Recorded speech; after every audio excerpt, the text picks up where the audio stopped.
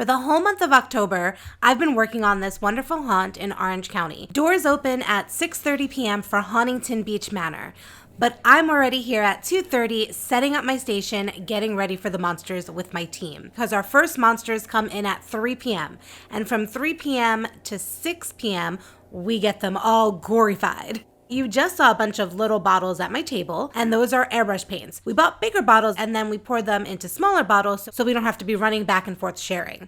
Before the haunt started, I created these different face charts so we would have a guide as to what type of makeup we should be doing for each of the characters.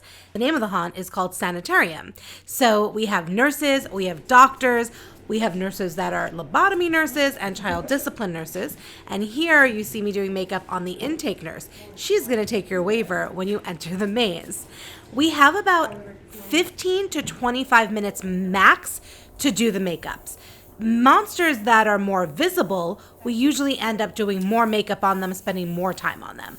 And she's in pretty decent light and she really interacts with you. So that's why I was spending more time doing some detail work. I probably spend about 20 minutes on her. There's 3 of us. That's Angie and Jeff. We all work at the same time. So how it goes is a monster will show up. They'll sit in our chair. It doesn't matter which chair you sit in. We're all trained to do all the different types of makeup looks. And if you're going to do gross makeup on someone and then they have pearly whites, it doesn't tell a whole story. So there are palettes, alcohol palettes, that are safe to go on teeth and come off as soon as you brush your teeth.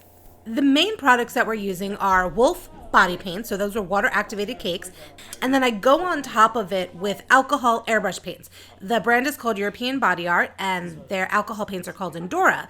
And the texturing of the sponge makes the skin look a little bit more gross, and then when you go on top with the airbrush, you can really create a lot of dimension and texture just by using the 2 different mediums.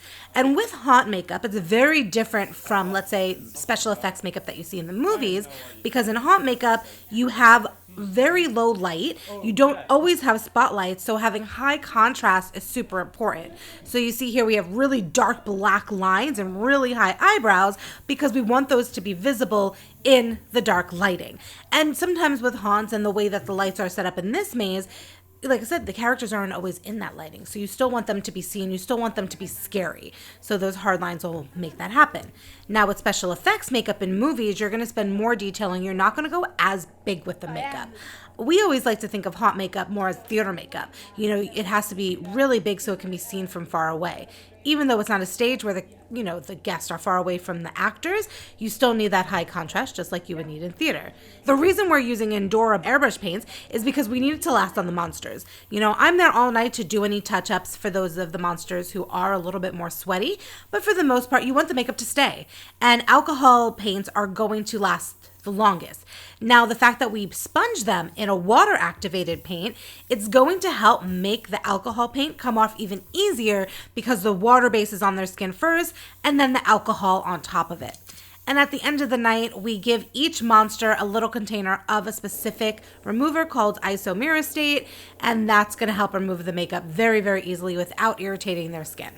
A few weeks ago, we were featured on KTLA, and this lovely lady, her name is Taylor, she's actually become the face of the haunt by accident. But if you catch us on KTLA, and I'll drop the link in the description box below, you will see her face giving an interview and in all of its glory. So she's become more of a queue line monster, which means that while guests are waiting to come into the maze, she'll hang out and interact and basically torture you. And this is a little sneak peek into the maze, so you guys can see just how dark it really is, and that's why we need those high contrasts. But the actors have so much fun. It is one of my favorite gigs to work, and I'm really grateful to be here. Now we finish up the last touches on monsters so they can get in position so they can be ready for when doors open at 6:30.